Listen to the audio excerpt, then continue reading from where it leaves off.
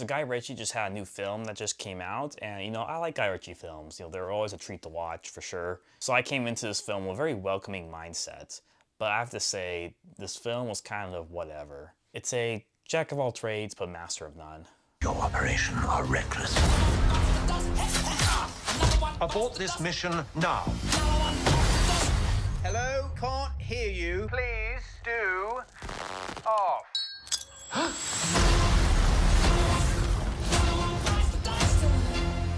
The Ministry of Ungentlemanly Warfare takes place during World War II, where the British Army assigns a group of competent soldiers to carry out a mission against the Nazi forces behind enemy lines. A true story about a secret British World War II organization, the Special Operations Executive. Founded by Winston Churchill, their irregular warfare against the Germans helped to change the course of the war and gave birth to modern black operations. So like all Guy Ritchie films, I thought the cinematography was really nice in this movie.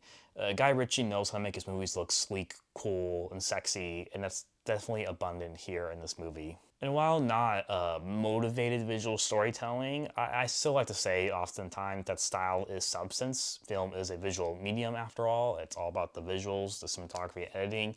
So even though it's not the most motivated, it still looks cool. It's very sleek to look at. It's very well done and artistic, and I have to give props for that whenever I see that in the movie. The overall performances and chemistry between the actors, it's overall good.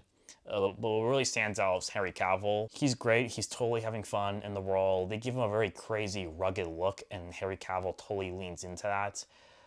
This character that really has fun on the job, of doing spy espionage and killing Nazis. But the great thing about Cavill is that he doesn't go overboard with it. He's not too corny or comedic with the character. There's enough irreverence, but enough grace that makes the character feel very authentic and respectable. However, not gonna lie, I thought this film was kind of boring to watch.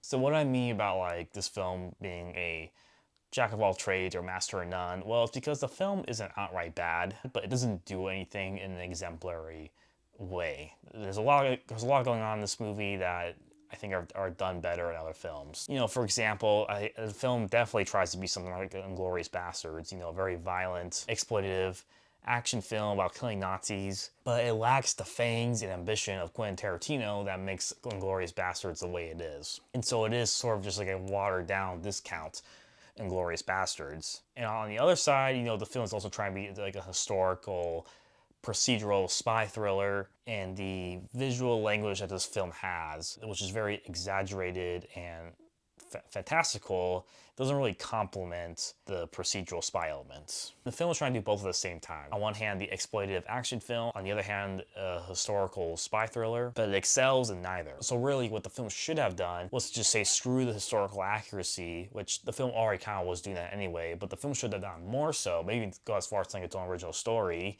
and just really commit into the violence, the action, the fantastical nature of the characters and the situation. Or conversely, to the opposite approach, commit to the historical accuracy of this real spy tale and make it more of a dark, slow burn thriller like a World War II Sicario movie. That way, you really do enhance that procedural spy element that's present throughout this whole movie, but doing it in a more compelling way that I say you would see in something like Sicario or in a film like Heat, which isn't about spies, it's about thieves. But both those films do portray procedural things, but in a very visually compelling and fresh way. Whereas this film, it kind of just feels a little more cliche. It's just they're kind of just going through the routine of doing it to get to the action, and it's just not really engaging visually or narratively. And that goes for the action too.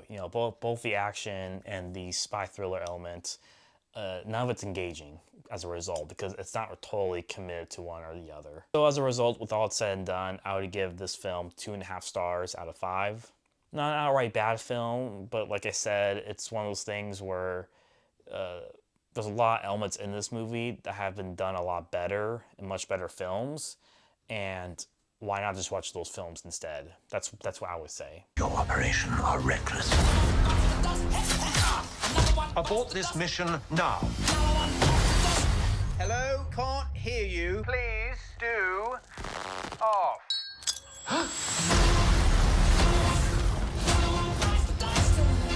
Thanks for watching, guys. Let me know if you've seen this movie or what you think of Guy Ritchie. Hit the like button, hit subscribe. I'll see you next time.